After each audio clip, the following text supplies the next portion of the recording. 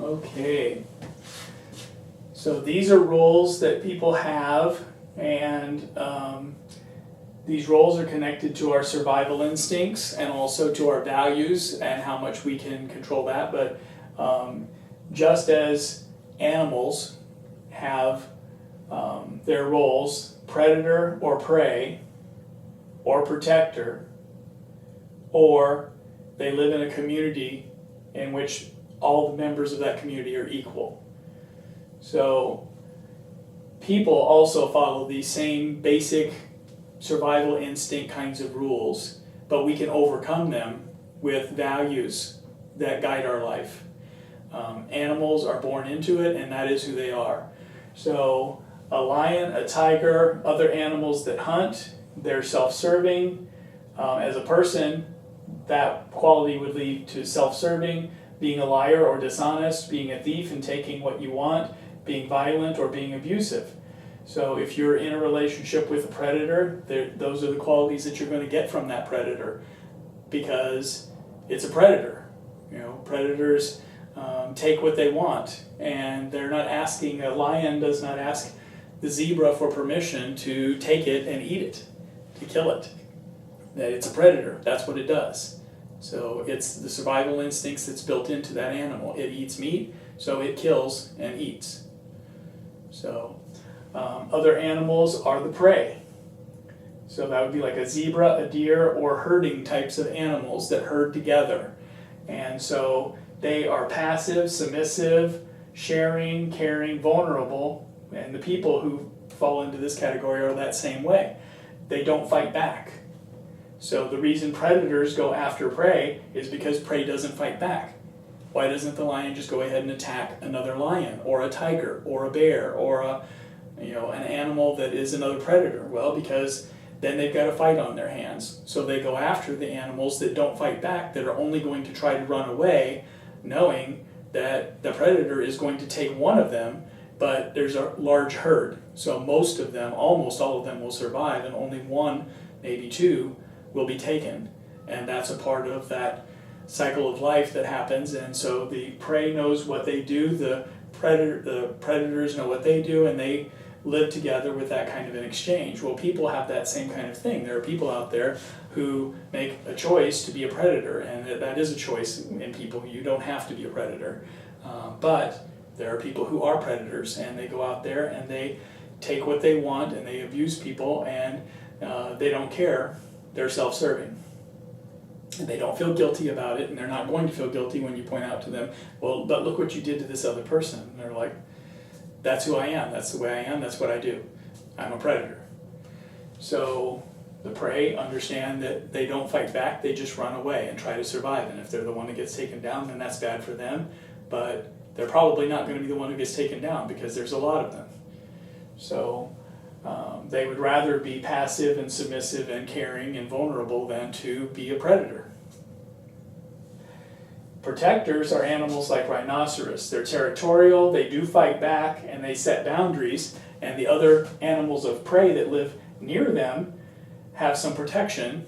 Not only does the rhinoceros protect itself, but when a lion comes near the area of a rhinoceros, the lion swings wide around it, because it knows if it comes into that area, the rhinoceros is going to protect itself and its family by chasing the lion away. And if the lion does not run away, the rhinoceros will run it over and kill it.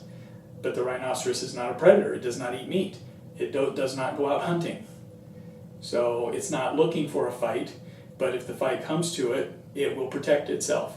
And other animals will go try to live near that protector, knowing that lions swing a wide circle around where that rhinoceros lives, and they won't come in there after other prey, because the rhinoceros will protect them, not trying to protect them, but trying to protect itself.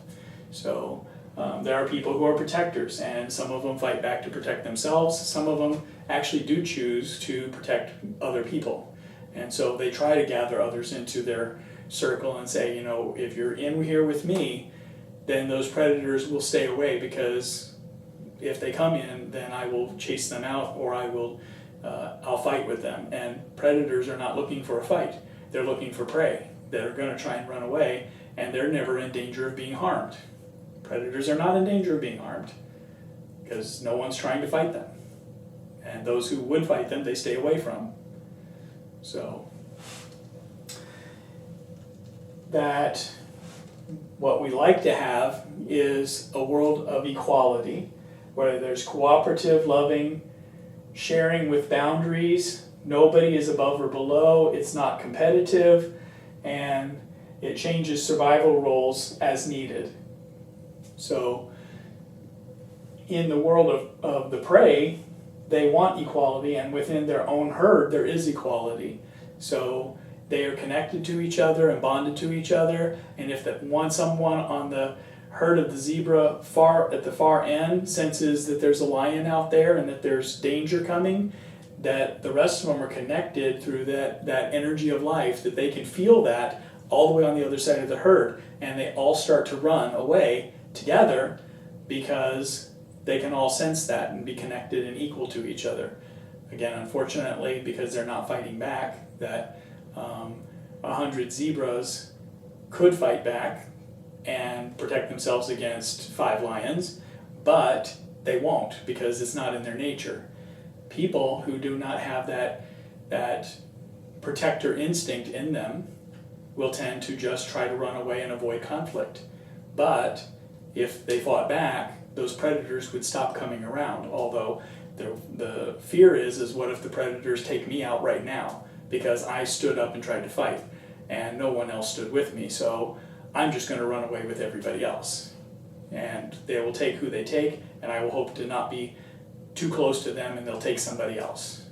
So people have those same kinds of survival instincts and thoughts, and they act upon that. And so it's up to you as to which of these you are going to be, and it may change throughout your life. You may start off young, vulnerable, hoping that you're protected by your family and being protected by your family, and at some point in your life, your adolescence or your adulthood, you may decide that I need to protect myself, or I've got those around me who I'm willing to sacrifice myself for, and I will protect them.